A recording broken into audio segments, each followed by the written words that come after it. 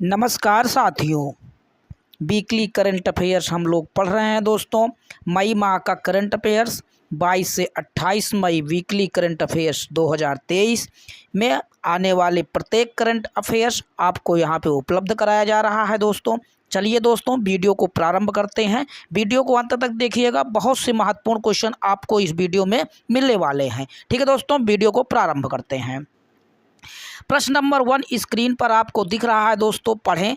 रतन टाटा कटारिया का निधन हुआ है, वह हरियाणा के किस लोकसभा सीट से सांसद थे? तो इसमें विकल्प सही हो जाएगा दोस्तों, विकल्प नंबर सी, वो अंबाला से वो सांसद थे। ठीक है दोस्तों, आगे हम लोग इसमें इम्पोर्टेंट बातें जानते हैं। इसमें बहुत सी इम्पोर्टेंट बातें भी आपको मिलेंगी जो आपके प्रत्येक एग्जाम के लिए महत्वपूर्ण होने वाली हैं दोस्तों। इम्पोर्टेंट बातें ये हैं कि हरियाणा या पंजाब दोनों की राजधानी चंडीगढ़ है दोस्तों। ये केंद्र शासित प्रदेश भी है, इस बात को भी आप याद रखें दोस्तों। मुख्यमंत्री अगर आप याद रखें दोस्तों तो मनोहर लाल खट्टर हरियाणा के मुख्यमंत्री हैं, बीजेपी की सरकार चल रही है दोस्तों। गवर्नर अगर आप देखें तो बंडारू दत्तात्रेय यहाँ के गवर्नर हैं दोस्तों। आगे हम लोग प्रश्न को पढ़ते हैं दोस्तों। प्रश्न नंबर 2 स्क्रीन पर आपको दिख रहा है दोस्तों, याद रख के पढ़ें। भारत में की बनी नई संसद भवन का उद्घाटन 28 मई 2023 को कौन करेगा? तो याद रखें दोस्तों, प्रधानमंत्री मोदी इसमें इसकी विकल्प नंबर सी प्रधानमंत्री करेंगे दोस्तों। तो अब आगे इसमें पुरानी संसद के बारे में हम लोग इम्पोर्टेंट बातें जान लेते हैं दोस्तों। पुरानी संसद अगर आप देखें दोस्तों तो इसकी शुरुआत 1921 में ये बनना चालू हुआ था दोस्तों। 1927 से इसकी शुरुआत, इसमें बैठक चालू हो गई थी। स्वामित्व भारत सरकार का नियंत्रण स्वतंत्रता के बाद इस पर हुआ दोस्तों। वास्तुकार अगर आप याद रखें दोस्तों, कई बार एग्जामों में पूछ लेता है कि संसद के वास्तुकार कौन है, तो याद रखें दोस्तों, एडमिन लुटियंस और हार्वर्ड बेकर इन दोनों ने मिलकर पुरानी संसद का निर्माण कराया था। आगे हम लोग प्रश्न को पढ़ते हैं दोस्तों। प्रश्न नंबर 3 स्क्रीन पर है दोस्तों, सिद्धारमैया किस राज्य के सीएम बने हैं? तो याद रखें दोस्तों, इसमें विकल्प सही हो जाएगा सी कर्नाटक की कांग्रेस सरकार ने सिद्धारमैया को मुख्यमंत्री और DK शिव कुमार को वहां का उप मुख्यमंत्री बनाया है दोस्तों। आगे हम लोग इसमें इम्पोर्टेंट बातें जान लेते हैं दोस्तों।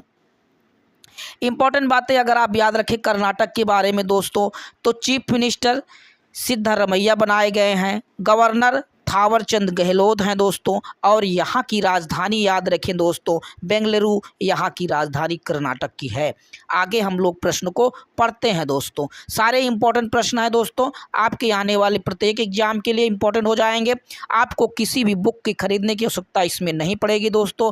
प्रश्न नंबर 4, फ्रांस का सर्वोच्च नागरिक सम्मान शिवेलियर डे ला लीजन डिहोनूर किस भारतीय उद्योगपति को दिया गया है? तो याद रखें दोस्तों, इसमें विकल्प सही हो जाएगा, विकल्प नंबर डी, एन चंद्रशेखरन को ये पुरस्कार, फ्रांस का शिवेलियर डे ला लीजन डिहोनूर का पुरस्कार दिया गया है। आगे हम लोग प्रश्न को पढ़ते हैं दोस्तों। इसमें इम्पोर्टेंट बातें अगर आप देखें दोस्तों, फ्रांस की राजधानी अगर आप याद रखें दोस्तों तो पेरिस है, और राष्ट्रपति इमैनुअल मैक्रोन हैं, प्रधानमंत्री एडवर्ड फिलिप हैं, और यहाँ की मुद्रा याद रखें दोस्तों, फ्रांस में यूरो चलती है और फ्रांसीसी भाषा यहाँ पे है। ये यूरोपियन संघ का सदस्य भी है, इस बात को भी आप याद रखें दोस्तों। आगे हम लोग प्रश्न को पढ़ते हैं। प्रश्न नंबर 5 स्क्रीन पर आपको दिख रहा है, पढ़ें दोस्तों। अखिल भारतीय नाट्य परिषद का अध्यक्ष किसे बनाया गया है? तो याद रखें दोस्तों, विकल्प नंबर सी प्रशांत दामले को इसका अध्यक्ष बनाया गया है। आगे हम लोग पढ़ते हैं दोस्तों। प्रश्न नंबर 6 स्क्रीन पर आपको दिख रहा है, इंपॉर्टेंट है दोस्तों। भारत में G20 में टूरिज्म वर्किंग ग्रुप की तीसरी बैठक कहां पर हुई है? तो याद रखें दोस्तों, इसमें विकल्प सही हो जाएगा, विकल्प नंबर बी श्रीनगर में हुई है टूरिज्म वर्किंग ग्रुप की बैठक। इसमें कई देशों ने इसमें भाग नहीं लिया है, जिसमें दोस्तों याद रखें चीन, पाकिस्तान, सऊदी अरब, मिस्र, ओमान जैसे ये मुस्लिम कंट्री इसमें भाग नहीं लिया है। आगे हम लोग प्रश्न को पढ़ते हैं दोस्तों।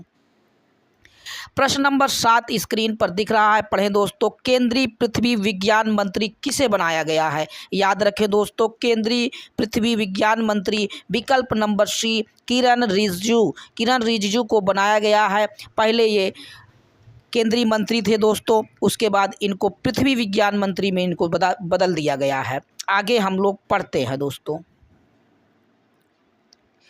प्रश्न नंबर 8 स्क्रीन पर दिख रहा है, अंतर्राष्ट्रीय जैव विविधता दिवस कब मनाया जाता है? तो याद रखें दोस्तों, बहुत ही इंपॉर्टेंट क्वेश्चन है। इसमें विकल्प नंबर ए सही हो जाएगा। 22 मई को अंतर्राष्ट्रीय जैव विविधता दिवस मनाया जाता है।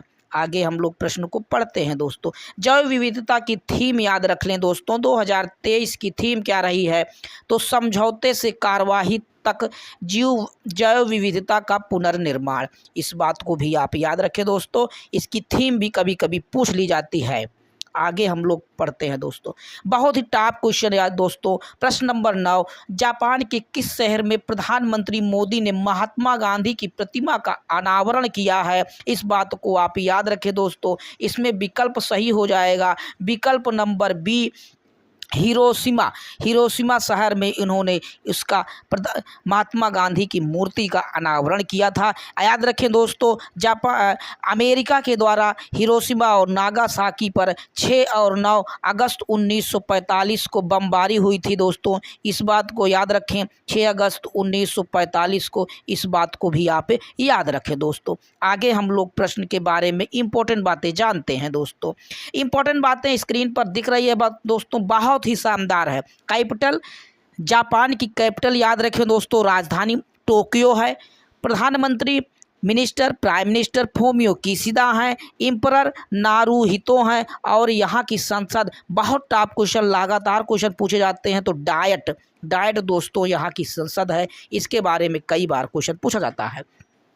आगे हम लोग प्रश्न को पढ़ते हैं। प्रश्न नंबर 10 स्क्रीन पर दिख रहा है, ऑपरेशन करुणा किन 2 देशों के बीच में हुआ है? तो याद रखें दोस्तों, यह ऑपरेशन विकल्प नंबर सी भारत और म्यांमार दोनों के बीच में हुआ है। आगे हम लोग बातें पढ़ते हैं दोस्तों। इंपॉर्टेंट क्वेश्चन प्रश्न नंबर 11 आपको दिख रहा है दोस्तों, पढ़े दिया गया है कि the golden years the many joys of living a good long life किताब किसने लिखी है? तो याद रखें दोस्तों, विकल्प नंबर बी रस्किन बॉन्ड ने इस बुक को लिखी है। बुक का नाम आप याद रखें दोस्तों। आगे हम लोग प्रश्न को पढ़ते हैं।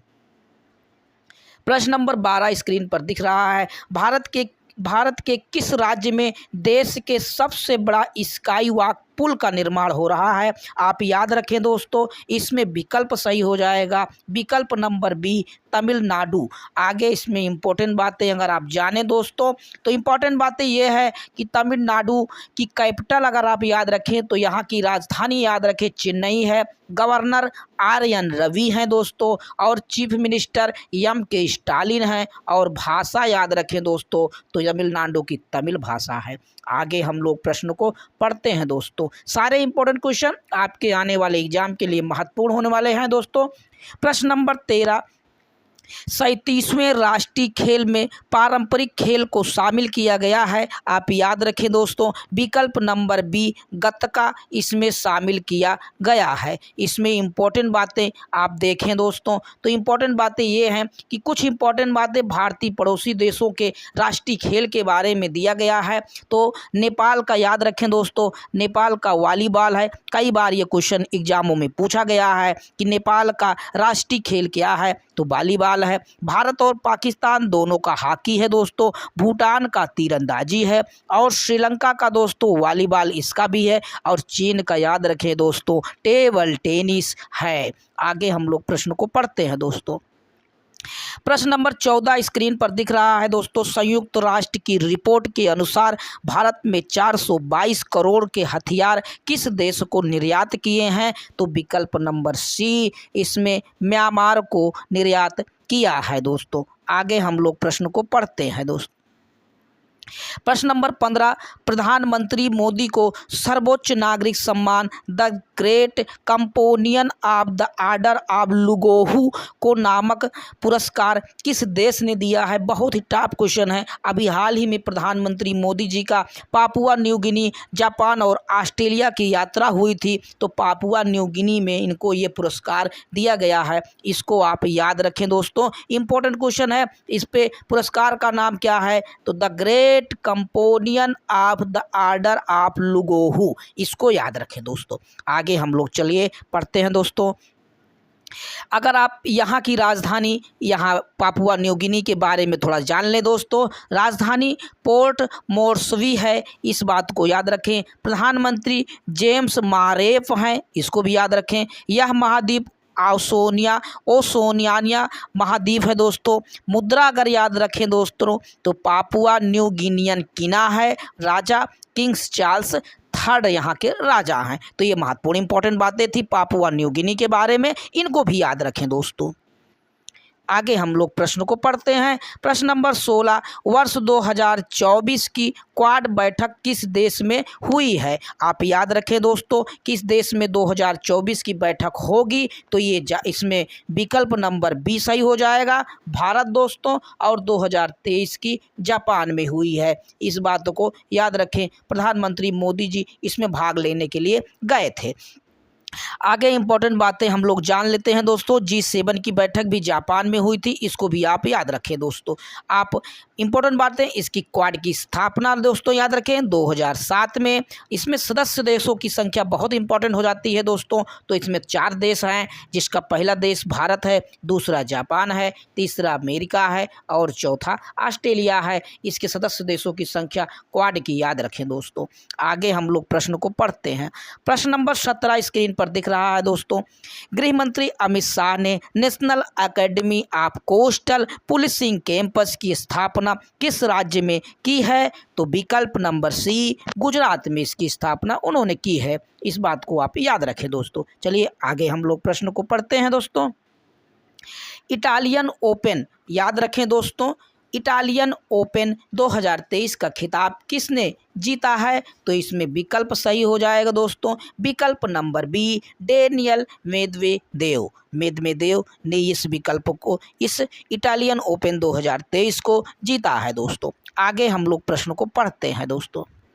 चैनल को सब्सक्राइब कर लीजिएगा दोस्तों, ताकि ऐसे ही शानदार वीडियो आपको हर वीकली और मंथली मिलती रहे और आपकी तैयारी ज़बरदस्त चलती रहे। देखिए तो दोस्तों, सुशासन विनियमों को मंजूरी देने वाला देश का पहला राज्य कौन बना है, तो विकल्प सही हो जाएगा दोस्तों, विकल्प नंबर ए, महाराष्ट्र।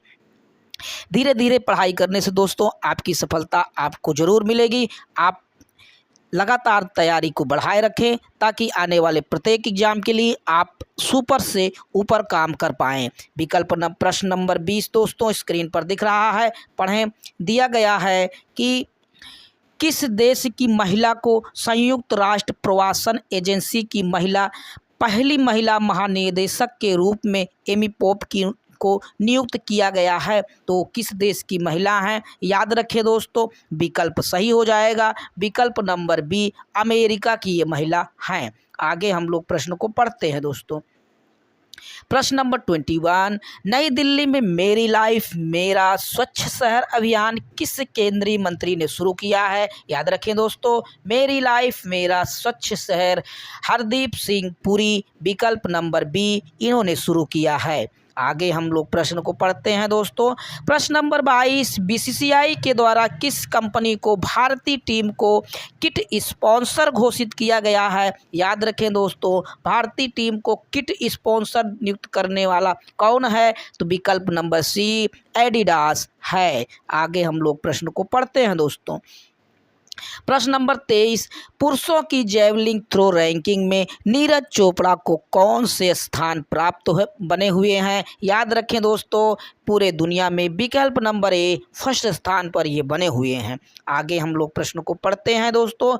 आप याद रखें 24 13वां सुंदरी कप खिताब किस देश ने जीता है, तो याद रखें दोस्तों, इसमें विकल्प सही हो जाएगा, विकल्प नंबर सी, चीन ने इस पुरस्कार को जीता है। यह टेबल टेनिस से संबंधित है दोस्तों।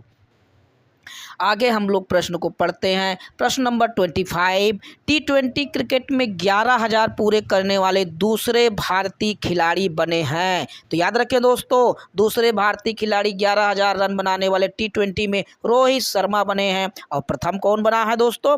तो प्रथम आप याद रखें, इंपॉर्टेंट में दिया गया है, प्रथम बने हुए हैं विराट कोहली ने 11,000 रन बनाए हैं T20 में।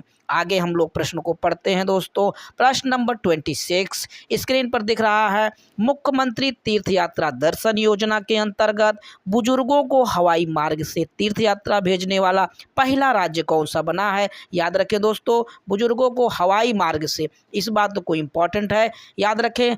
तो विकल्प नंबर सी, मध्य प्रदेश के से इन्हें भेजा जा रहा है। आगे हम लोग प्रश्न को पढ़ते हैं दोस्तों।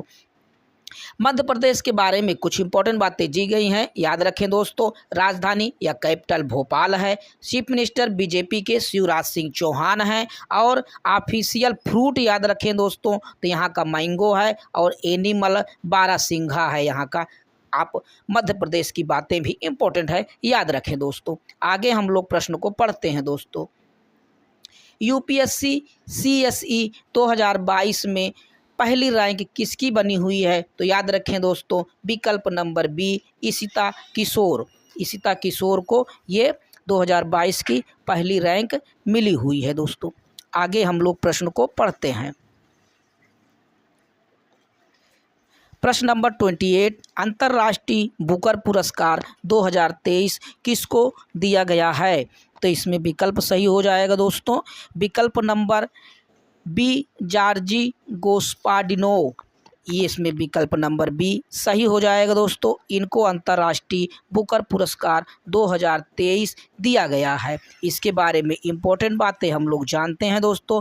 बुकर पुरस्कार के लिए किस क्षेत्र में दिया जाता है, इसको याद रखें कि सम्मानित किया जाता है अंग्रेजी और अंग्रेजी अनुवाद श्रेष्ठ पुस्तक के लिए ये पुरस्कार दिया जाता है। अंतर्राष्ट्रीय बुकर पुरस्कार देश यूनाइटेड किंगडम के द्वारा दिया जाता है। प्रस्तुत बुकर पुरस्कार फाउंडेशन के द्वारा दिया जाता है दोस्तों। इनाम $50,000 के रूप में दिया जाता है। प्रथम सम्मानित किया गया था 2005 में। आगे हम लोग प्रश्न को पढ़ते हैं दोस्तों। प्रश्न नंबर 29 स्क्रीन पर दिख रहा है दोस्तों, दिया गया है, एशियाई बास्केटबॉल संघ के अध्यक्ष किसे बनाया गया है? तो इसमें विकल्प सही हो जाएगा। याद रखें दोस्तों, एशियाई बास्केटबॉल संघ का अध्यक्ष इसमें डॉक्टर के गोविंद राज, विकल्प नंबर बी इसमें सही हो जाएगा, डॉक्टर के गोविंद राज को। आगे हम लोग प्रश्न को पढ़ते हैं दोस्तों। प्रश्न नंबर 3 स्क्रीन पर दिख रहा है, स्विमिंग फेडरेशन के अध्यक्ष कौन बने हैं? याद रखें दोस्तों, एन जयप्रकाश को स्विमिंग फेडरेशन का अध्यक्ष बनाया गया है, विकल्प नंबर सी इसमें सही है। आगे हम लोग प्रश्न को पढ़ते हैं। भारत ताइक्वांडो के प्रमुख के रूप में निर्विरोध चुना गया है, तो इसमें कौन है? तो आप याद रखें दोस्तों, इसमें विकल्प सही हो जाएगा, नामदेव सिरगवांक। नामदेव सिरगवांक को ये इसका निर्विरोध ये भारतीय ताइक्वांडो के प्रमुख के रूप में बनाया गया है। आगे हम लोग प्रश्न को पढ़ते हैं दोस्तों। प्रश्न नंबर 32 बहुत ही इम्पोर्टेंट क्वेश्चन है, याद रखें दोस्तों।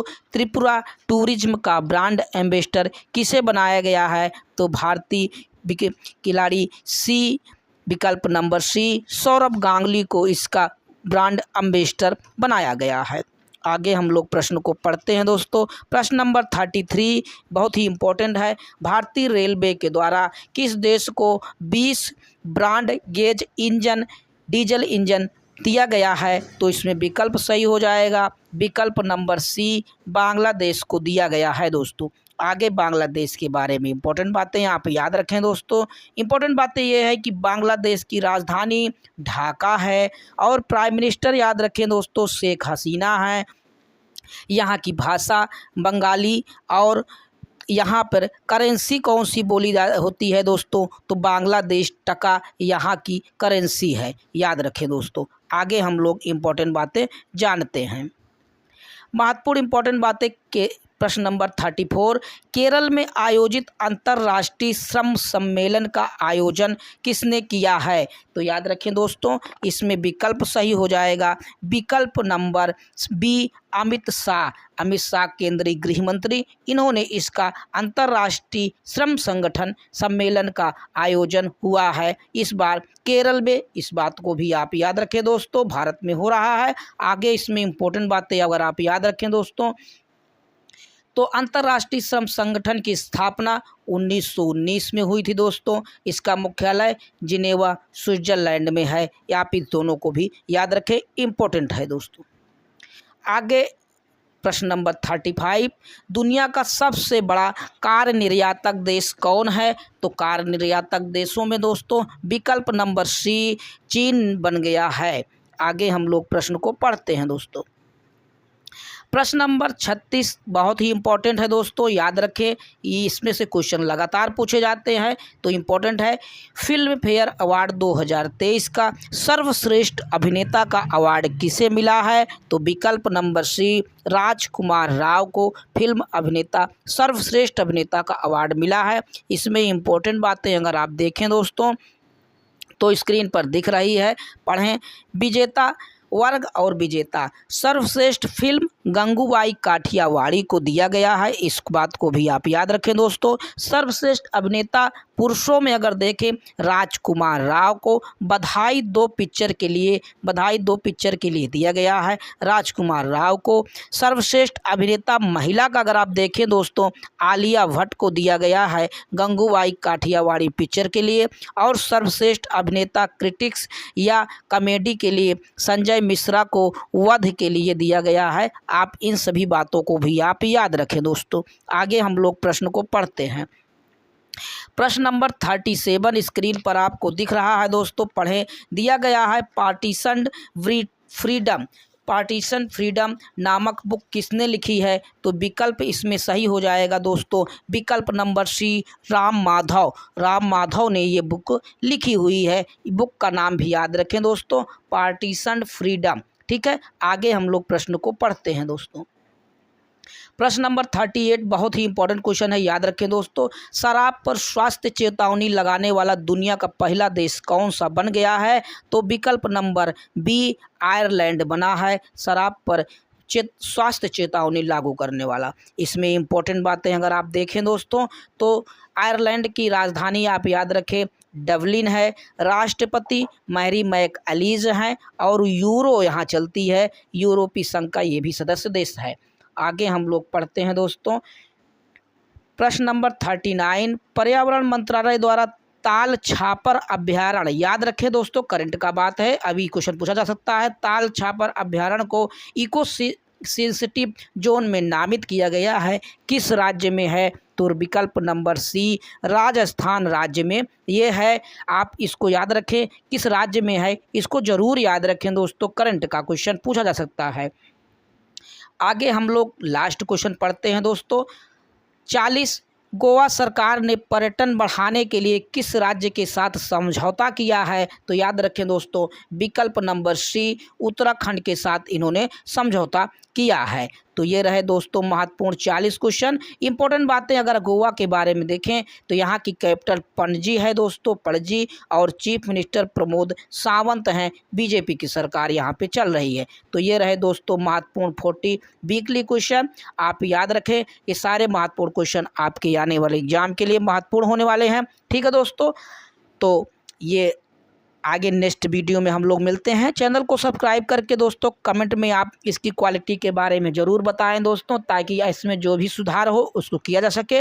और आप चैनल को सब्सक्राइब करके लाइक कमेंट और शेयर ज़रूर कर दिया करें, ताकि इसका फ़ायदा आपके दोस्तों को भी मिलता रहे और आने वाले प्रत्येक एग्ज़ाम के लिए वो भी